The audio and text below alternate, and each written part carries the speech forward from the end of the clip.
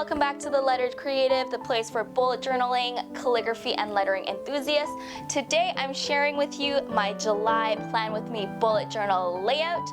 As the video title tells you, this is a Totoro Studio Ghibli themed layout, and it is arguably my cutest layout that I've ever done, solely on the fact that it's Totoro and it's so freaking cute.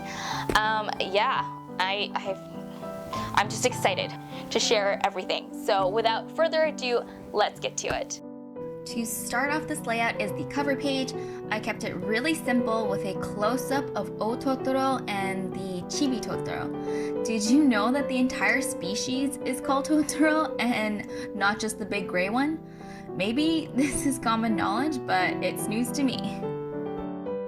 Instead of my usual micron pigment pens, I used the Pentel brush pen because I wanted the look of thick and thin lines to just have a more authentically drawn look. I slightly regret this decision because the Pentel pens are water-based, so coloring in the piece actually smudges the lines. So keep that in mind if you want to recreate this or color in anything, just to double check whether or not your pen is permanent. I use my Akashiya Japanese traditional color watercolor brush pens. Oh my god, a mouthful. These are one of my favorite pens to do lettering and art with because it has a super flexible tip, but it doesn't fray. And you can get super thin lines even after the massacre I do when I use it to color things in. It looks a bit blotchy when you're coloring things in, especially with using a light gray color. It's partly because the paper is also soaking the color quickly, plus there's this big bright light on top of it.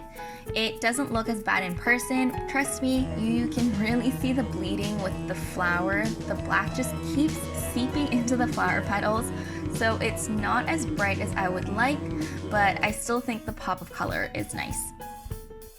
We're going to switch it up from our usual, and we're actually going to be doing our habit tracker next. Why is it not the monthly layout, you wonder? I will explain that later. So for my habit tracker this month, I thought it would be so cute to do small, almost comic strip-like panels of Totoro rolling in his sleep. I'll link all of the things that inspired me for this layout and ones that I used as reference in the description down below, but this was from watching the Totoro movie trailer, and it was just such an adorable scene that I had to incorporate it somehow. I probably should have written habit on the top of the page and the word tracker on the bottom, but oh well. I thought doing a small bolded font would match the theme and give it a more of a fun vibe. This month I am tracking my business, bullet journaling, learning a language, working out, no spending, my mornings, social, and reading. To keep with the comic book vibe of this page, I put each of the tracker in a long panel. It's actually super freeing to not have to use a ruler for this theme, going along with a rustic look. I don't know if that's the right word to describe it, but it is now. I had the dates in a 2-column box, and it is definitely tedious to have to write all of the numbers out, but what can you do? To accent the page, I drew some floating leaves. Totoro sleeps in a super plant-filled cove of sorts, so that's where this idea came from. Thinking of it now, it might also be cute to have stars around the page, but I'm thinking that this is a Totoro taking a nap in the afternoon and not at night. I go in with the gray. I don't color right to the edge to give Totoro's fur a shiny look, plus it avoids smudging the black lines around it. It is also a lot less blotchy when it is such a small area. The leaves and the headings also gets colored in. Now to the next page, and contender for the cutest page, my mood tracker. If you can't tell already, this is the Suit Sprites page. So this particular scene isn't actually from the movie My Neighborhood Totoro, but spirited away. But the sprites actually do appear in the Totoro movie, so I thought that it's fine. The scene is of the suit sprites getting fed with these Japanese sugar candies. The color of these candies is what I'm going to be using to track my mood for the day. I do short strokes and flick my pen out to create the outlines of these suit sprites. My favorite part are their arms and legs, as they just express so much with them, with so little. I am tracking my usual moods: happy, content, meh, sad, and mad.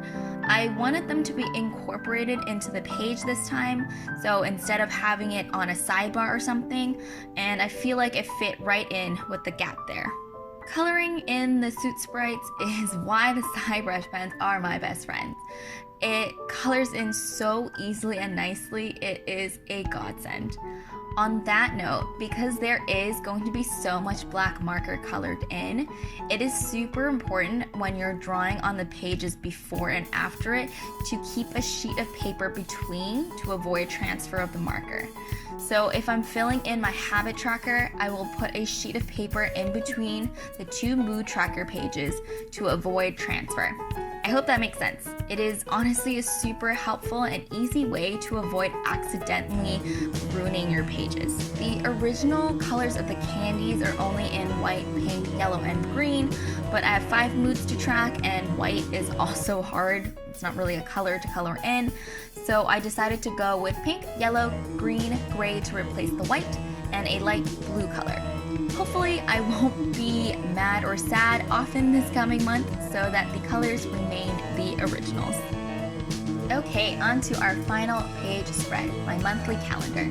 I decided on a traditional calendar look that is also hand-drawn for this month. This placement of all the weekdays on the left page and weekends on the right works to my advantage because the shape of it gives me extra space to draw my layout. The main characters of this spread are the Totoros, obviously. There is Ototoro, Chu Totoro, and Chibi Totoro. This layout is 100% inspired by Piccolo-kun's rendition of them walking, so definitely check that out.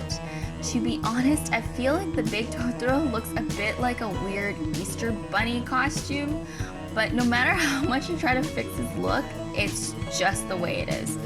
And I don't know, to be cute, he's holding a little leaf to shield from the rain. This spread is actually the only one that is going to be a grayscale spread of this entire theme.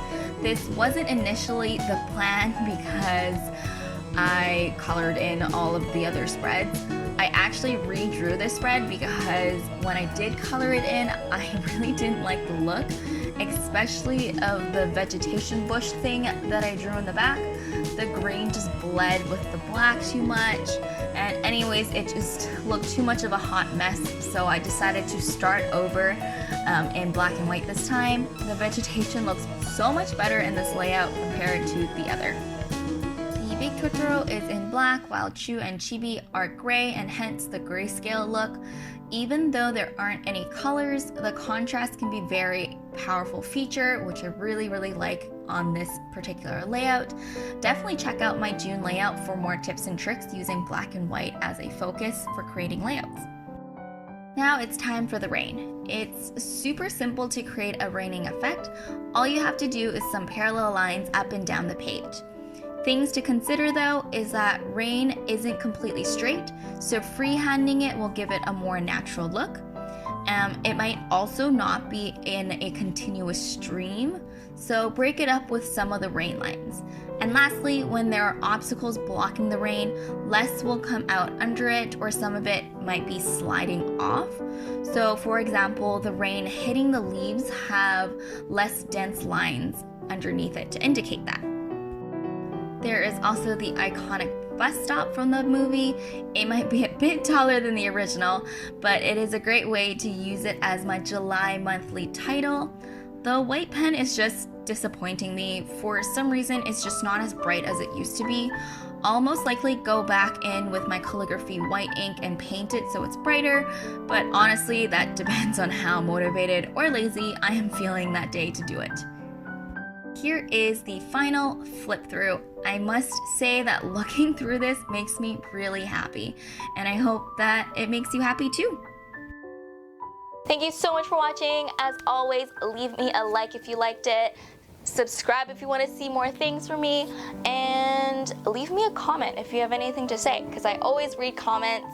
I hope you enjoyed this video and maybe feel like watching the actual movie, which is a great idea if you're in Canada, because it's going on Netflix, or it's probably already on Netflix by the time this video comes out.